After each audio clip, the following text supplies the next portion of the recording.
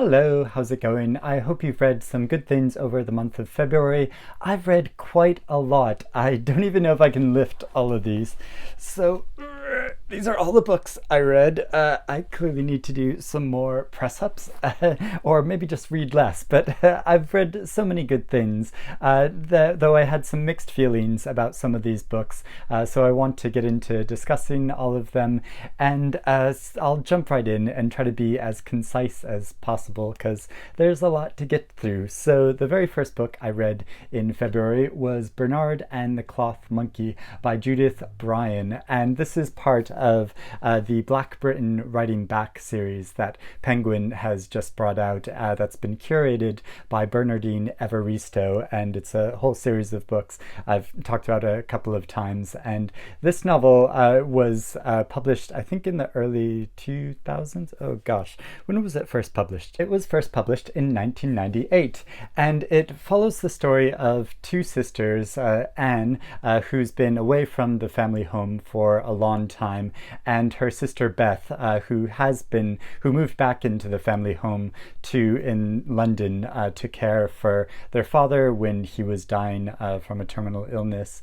And now the father has died, the mother has gone away on an extended holiday, and the adult sisters, are left in the family home for the first time since they've been children. So they are sort of going over the past and trying to decide what is going to be done with this house going forward. And it turns out there's lots of traumatic events in their past, which they sort of need to go over. They have quite an antagonistic relationship with each other, and I thought it was very moving how she describes this sisterly relationship and how they have this strong bond with each other, but these points of contention and disagreement and little petty grievances which are played out within the confines of this family home. And the house itself is so evocatively described. There's so many like details in it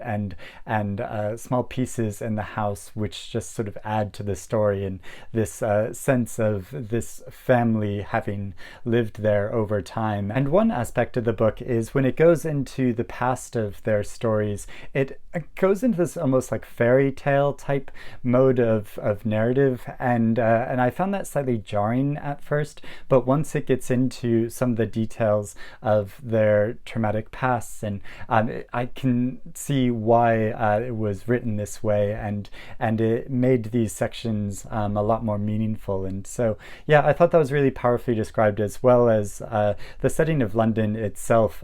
Quite often Anne goes out into the city to meet a man that she's had this sort of on and off again relationship with for a long period of time, and so you see different parts of the city through their particular perspective, but also is this portrait of a community of women that have lived under the oppression of their parents and the overall patriarchy. There's a scene when a group of these Black women get together to discuss quite frankly, a lot of the issues that they've been facing and not felt like they've been able to talk about before, and that was really wonderful to read about. So overall, I think it was quite a powerful story, and yeah, I really enjoyed and appreciated this book. Open Water by Caleb Azumah Nelson. This is a debut novel which is quite short, and it's written in this almost poetic style about a romance between two young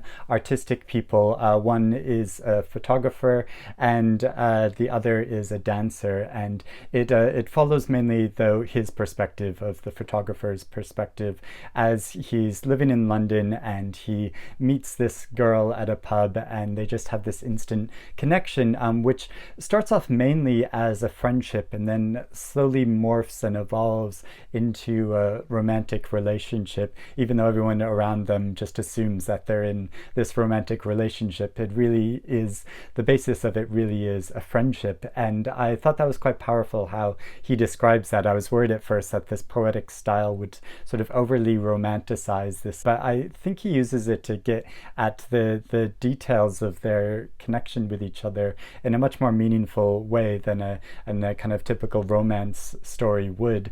And also there are little spurts of realistic detail which really bring this story to life and just ground it in a reality apart from, you know, this sort of highfalutin poetic sense. And also interestingly, it's narrated in the second person, which is a perspective I'm sort of coming around to, because it feels like you are privy to his innermost thoughts, but also have a bit of distance from him, since he's describing you and sort of looking at himself from a distance and all of his experiences. And so it's about the many struggles they encounter in their young adult lives, and which form these barriers in their relationship and getting to have the relationship that they would ideally like to have. And I felt like he poignantly captured this sense of what it means to inhabit a black body in London today. Again, this is another London set story, and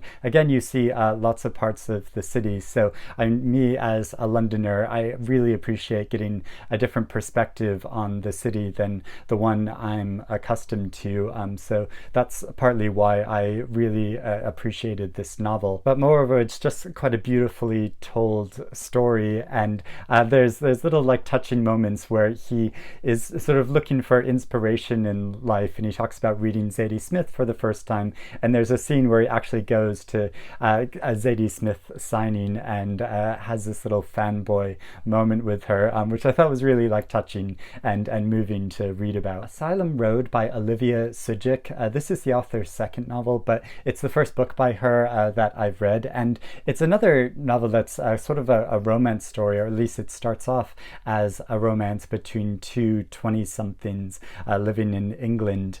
And but the story has a wonderful way of footing you, in that the very first line of the story, sometimes it felt like the murders kept us together, and which is a very creepy way to begin. But then you very quickly learn that this is a couple on a road trip who listen to these true crime stories, and so it's the sort of murders that are keeping them together. But this sort of sinister feeling continues on throughout the novel as you realize there's something quite wrong with her and her being able to grapple and live with her past, because it turns out that she is a survivor of the siege of Sarajevo, and but it doesn't go into any real detail about the Balkans War, but you're just aware that this is a traumatic thing from her past, and you get little flashes of it and how this is impeding her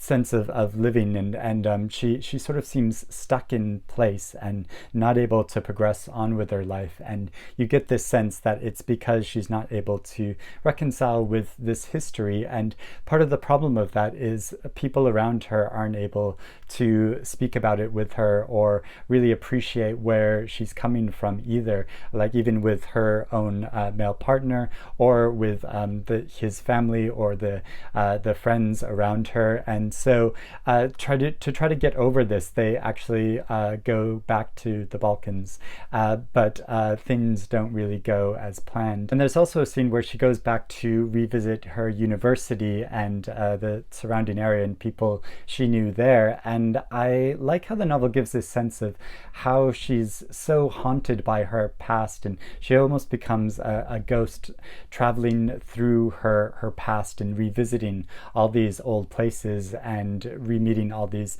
people who she has antagonistic relationships with, and how that's really preventing her from going forward, and how there's this tragic disconnect between her and her partner, where he really doesn't understand why she's stuck in this way that she is. And it's quite an unsettling novel in that way, and I don't think it gives any clear answers, and I don't think it should either. So it left me with this solemn sense of how people can become trapped in this kind of inertia, but I think it's quite a powerful and moving novel. The Other You by Joyce Carol, her new collection of short stories. And of course, I'm a giant Joyce Carol fan and feel really passionate about her work, but I do think this is a really extraordinary book, not just for the individual stories themselves, but the way it's constructed. So it's a book in two halves, where the first part of the book, almost all of the stories are about people who are caught in this sort of sense of another life that they at one time thought they would have for themselves. You know, the way that we can think back on our past to pivotal moments in our life, either when something very dramatic occurred, which meant that things were forever changed, or there was a moment where we had to make a choice of what we wanted to do, one thing or another, whether that was a decision about a school to go to or a romantic relationship we wanted to have or not, and all those things, and how we can get caught up wondering about what would my life have been like if I'd made that other choice, or if I had got to this place a moment later, so I would have avoided this sort of disaster happening. And yeah, all of these questions we can get caught up with, and these stories like explore that from a number of different ways. From the opening story of someone who lives in a small town and thinks back to how she failed an exam, so wasn't able to get to college that she wanted to go to, and so she just stayed in her hometown and lived her life there, though she had dreams of going off to become a famous writer. And some of the stories can get quite creepy and gothic, and how these people revisit these pasts. So there's one story about a girl who twists her ankle and has to painfully make her way home, and finds that once she gets there, her home is altered and sort of changed in a way she didn't anticipate. And another story about a professor who revisits a Italian city that he visited when he was a young man, just starting off on his professional career, and how he met a young woman there that he instantly fell in love with, but he didn't have a romantic relationship with, and how he explores this city with his current wife is so haunting and creepy, and so she builds this wonderful atmosphere into the stories in a very creative way of how these people are negotiating with these potential pasts that they constantly think about. And then the second part of the book is more about characters that are reckoning with the reality of their situations, where something so sobering occurs in their life that they can't get out of the present moment, and some of them are locked in this present moment. Like there's a story about a couple whose son has died, and they just can't get over it, and they're living in this perpetual night, like literally staying up all night long and sleeping during the day, in order to avoid as many people as possible, especially children. And so a lot of these stories have to do with grief. There's a number of stories about women who have lost their husbands, and if you've watched my recent interviews with Joyce Carol, you know that she's talked about how she's lost two husbands in her life, and so has this powerful ongoing sense of grief caused by being a widow. And so that comes across really strongly in the stories, and is very moving to read about. But how this is very artful too is a number of the stories are set in a particular cafe. I think there's 3 different stories which are all set in this cafe, and references how a frustrated young man set off a bomb in this cafe at one point, and it shows the many different consequences of this in the lives of the people who just happened to be in the cafe at that time. And it shows almost like in different timelines how things could have ended differently if people had acted differently in a sort of moment by moment basis of being in this cafe, whether they happened to go out at a particular time or if they happened to be sitting there at the cafe when the bomb went off. And so I think it's really interesting how it shows across these stories how these kind of communal events can have this overall effect in the personal lives of a number of different individuals. But what is most powerful and effective, I thought, was that the opening and closing stories directly reference each other. So the opening story that I talked about of the woman who stayed in her hometown and opened a used bookstore but dreamt of leaving her hometown.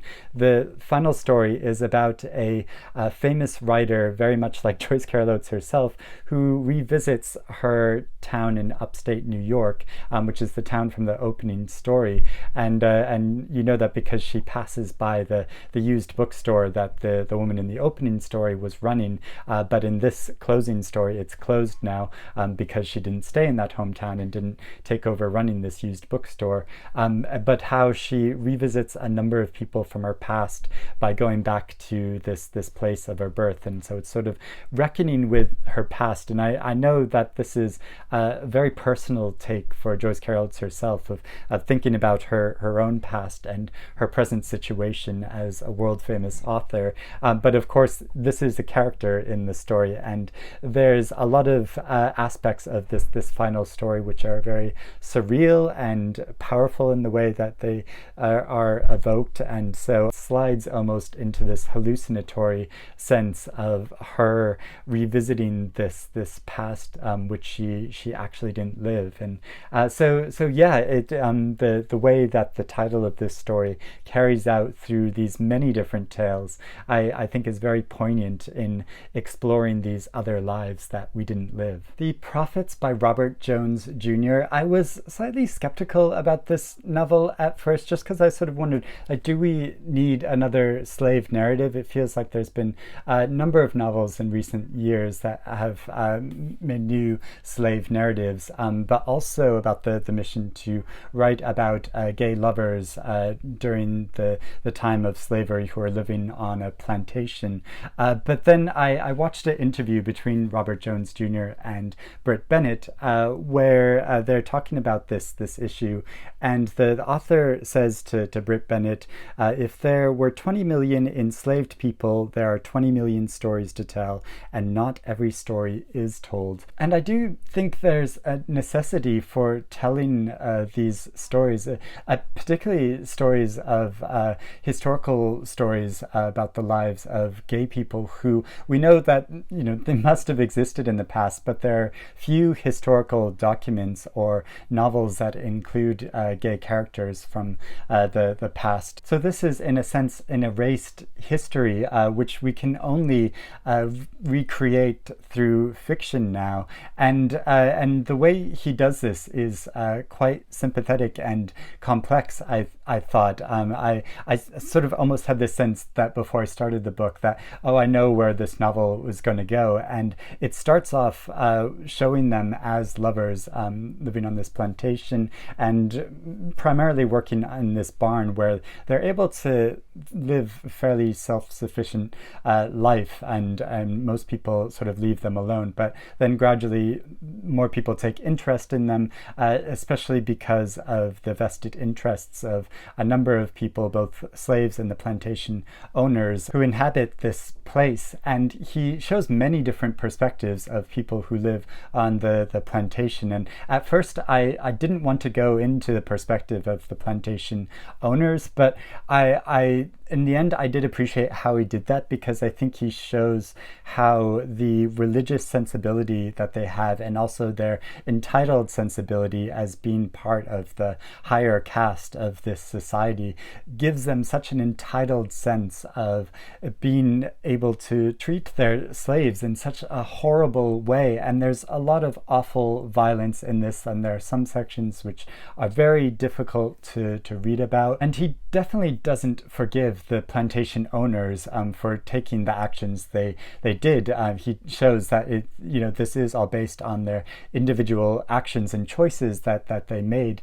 So even though they were living under this system and had this mentality, they were quite consciously making these choices and taking advantage of people in many different ways, in many different horrible ways.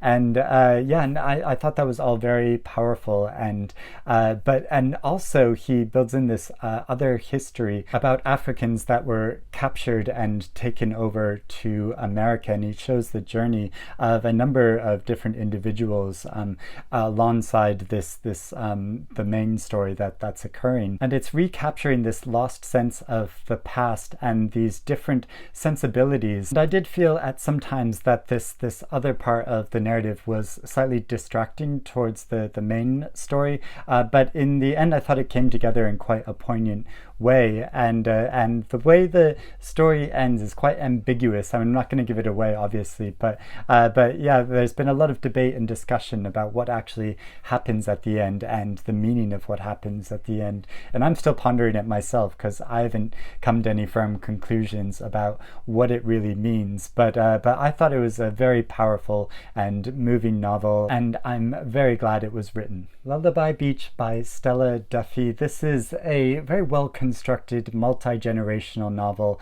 about three generations of women who all have different secrets in their lives and are harboring these different secrets, and gradually over the course of the story the truth of their situations and their pasts come out. And this all begins with the death of a great aunt in the family who was much beloved. She was charismatic and mischievous individual. You get this wonderful lively sense of her personality, and it goes into her past where some documents are found about her past, and so they discover more about her, but then also this brings to light some of the truths of these two sisters and the daughter of one of the sisters in the family. And this all movingly comes together to show how that these different women have been differently affected by the patriarchy over time, and in specifically a local family living in this British seaside town that has been taking advantage of them in different ways, and how they come together in the end, and the real difficulty of being honest with each other. And you would think that in these loving familial relationships people would be able to be honest with each other, but as we all know, in families the truth isn't always spoken aloud, and things are hidden which eventually have to come to light if the family is going to have a really strong connection with each other. And yeah, it's really beautifully done, and I greatly enjoyed this novel. Plain Bad Heroines by Emily M. Danforth. I talked about this a bit in my discussion with Anna, hoping or predicting that this is going to be on the Women's Prize long list. And this is a really immense story. How long is it actually? Yeah, it's a bit over 600 pages long. And the story follows this New England school for girls where a number of the girls are found dead, where they have this sort of pact with each other. They form a connection with each other based on this book by Mary McLean, which is a real historical book that she wrote about her life, and which was very scandalous at the time, but she's now a nearly forgotten writer, and I sort of assumed that Emily M. Danforth came up with this writer, but then I sort of looked her up, and and she did actually exist, and so how her book influences these girls, and but also this gothic sensibility around this school where these creepy things are happening, and swarms of hornets gather which kill some of the girls, and so yeah, all these creepy things occur. And then a century later a film is being made about this school, and it follows the lives of three different women who two are actresses and one is a writer that has written about this historical incident, and a film is being made about that story, and how slightly creepy things are happening as the film is being made, but how this is also being controlled and orchestrated and created to make hype around the film. So the question is whether these things are actually happening, or is this all manufactured, to generate buzz around the new film. And it moves between the past and the present to tell these different stories. And something I so love about this book is that it evokes this real 19th century novel sensibility of where there's this authorial presence that makes itself known throughout the novel at a number of different points, but not in too intrusive a way, but just enough to give a different spin and take on the story. So it feels very this has this wonderful control where it's like, dear reader, and it's like, I'm going to tell you a spooky tale, and that's the sort of sense that it gives you, and it makes it so enjoyable and gripping, and sort of adds to the creepy factor where it's almost agreed that we're all sitting down to enjoy this spooky tale, and I like how it gives that sense, and it's just such an enjoyable novel. So this was a wonderful read. Diary of a Film by Niven Govinden. Unlike plain Bad Heroines, this is a very short novel. It's only a little over 200, or just about 200 pages long, but it's very dense, and you can see that the narrative is all in tightly packed, dense pages, and it tells the story of a famous film director who's premiering his new film at a festival in Italy, and how he's at this festival with two of his actors from the film, and they these two actors play lovers in the film, but they also have this new love relationship that's happening in real life. So it almost has a sort of Call Me by Your Name sort of feeling to the story, because of the Italian setting, and also because of this film about male lovers who are different ages from each other. But it also gives the sense of Andre Assman's story in the sense that there's a lot of very high-minded conversations that take place in this novel, and in Andre Assman's fiction I find that verges over into the slightly pretentious at times, but I didn't find this story that at all. I thought there was a lot of meaningful discussions about the point of art and the creation of art and the artistic process through the various interactions of the characters. And the famous film director meets this woman in a cafe who he becomes really fascinated by, and she talks about a lover of hers who committed suicide, who is an artist, and she goes to show the film director some of her past lover's art, and his graffiti art that's sort of on a mural on a wall, and the film director becomes obsessed with her story and also a novel that this woman wrote and wants to make a film of it. And then it's the question of how that will be made, but also whether he has the right to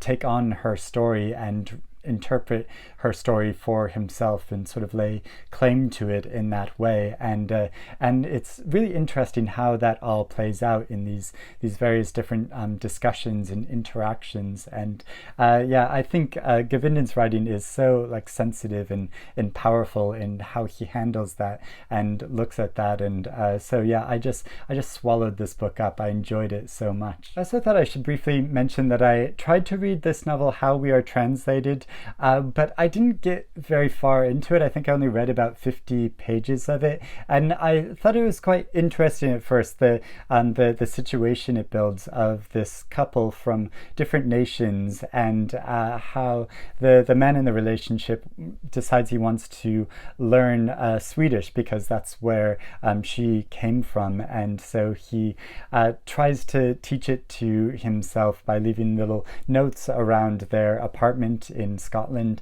and but how there are slight misunderstandings, and I thought this was quite a charming situation, but the way it she tells the story, I found like I really couldn't understand what was actually going on like a lot of the time, and I wasn't able to get a strong sense of their characters. I'm sure if I read the whole thing, I would have a better sense of them themselves. But yeah, it just felt like there was this sort of like distance between them, so I couldn't really get emotionally involved in the story, and I just decided to put it aside. No One Is Talking About This by Patricia Lockwood, and unlike Govinden's novel, this novel is quite there's so many sections of it which are in sort of bits and pieces. So it's a bit like Jenny Offal's writing, in that you get these small pieces of the central character's story, but you never get a entire sense of her life or her situation or what's happening for her. And that's that narrative style is very reflective of her mentality, because she's someone who's become famous on the internet, and she travels the world giving these lectures and talks about the internet and our relationship with the internet, and so a lot of them feel like, you know, they could be tweets, and I sort of wonder, since Patricia Lockwood is famous on Twitter, if she originally composed some of these lines as tweets but then decided to use them in her novel. And the first part of the book is really exploring her relationship with the internet and our weird relationship with the internet, and there were so many parts of this that I could really relate to, and I thought was very funny and poignant, and so yeah, I was laughing out loud for a lot of the first section, but then, and obviously there were a number of references that were very obscure, and so I didn't get them, and so sort of fell out of the loop. So it was sort of hit and miss of what I felt I could relate to or understand or appreciate and find funny. But then, so I do wonder how someone who isn't so familiar with the internet and doesn't spend time on social media, what they would think of this novel, or and how much they would be able to relate to it. And the second part of the book is her going into her relationship with her family and her sister, whose child has some birth defects, which mean that they know that she's not going to live for very long, and so it's about her connection with this child. And there are some parts of that which I thought were very moving and very powerful, how it created that. But there was also this sense of disconnect where she was almost still trying to make these internet jokes and like funny tweets about it, which just sort of jarred with the sensibility of it. And I know part of it was that, you know, we were supposed to get the sense that her mentality had been sort of so shaped by the internet that she couldn't get out of this sensibility and was sort of stuck in it, which is kind of tragic in a way. And I think Patricia Lockwood was presenting that, you know, purposefully,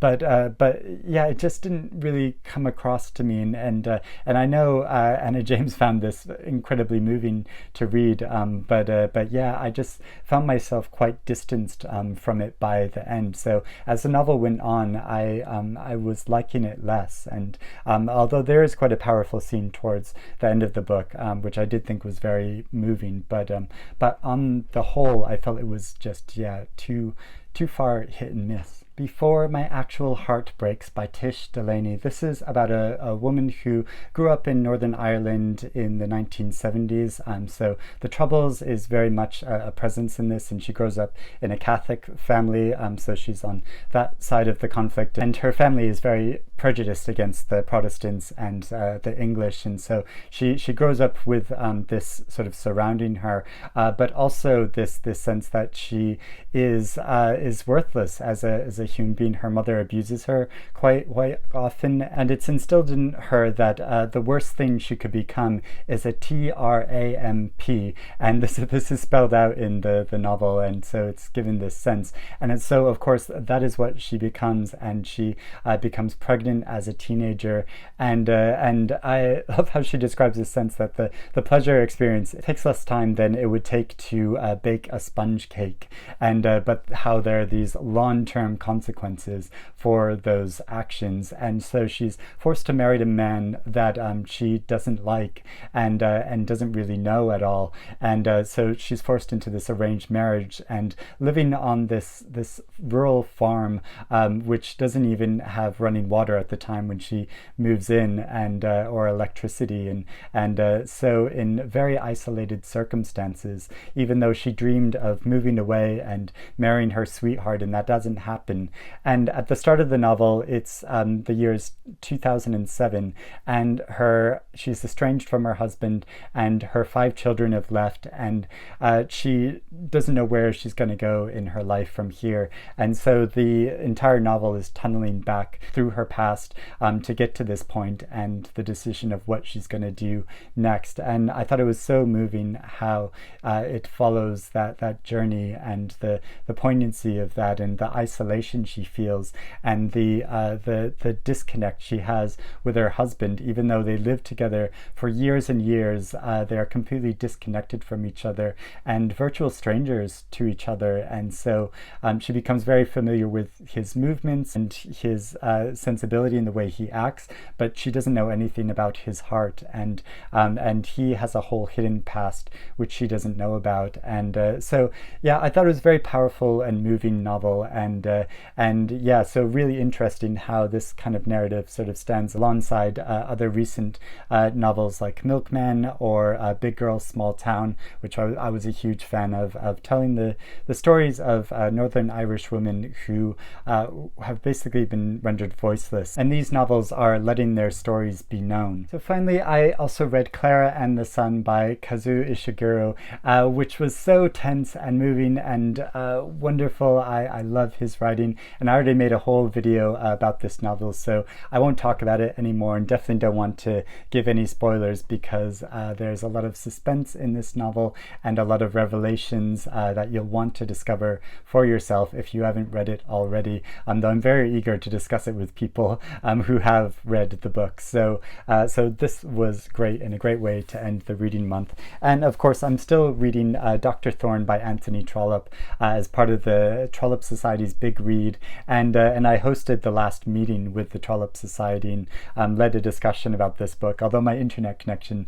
was really bad, so it got sort of disrupted. But it was wonderful to see some of you there, and I'm glad other people have been joining along and reading Trollope, and I'm enjoying this novel so much. I wasn't sure if I was gonna like it at first, but now I'm really into the story, although, you know, it's not so much about the plot in Trollope, but it's about his characterizations and his depiction of the time period, and the very funny scenes that he can create. There's some real great laugh out loud moments in this novel. So yeah, I'm still really enjoying this. So those are all the books I read. Let me know if you've read any of these books as well, if you have any thoughts about them. If you want to know my more coherent thoughts about them, I'll put links to my full reviews below. But also let me know what else you've read this month. What have you really enjoyed? Or if you've had any very disappointing reads, let me know about those too in the comments below. I hope you're doing well, and I'll speak to you again soon. Bye-bye.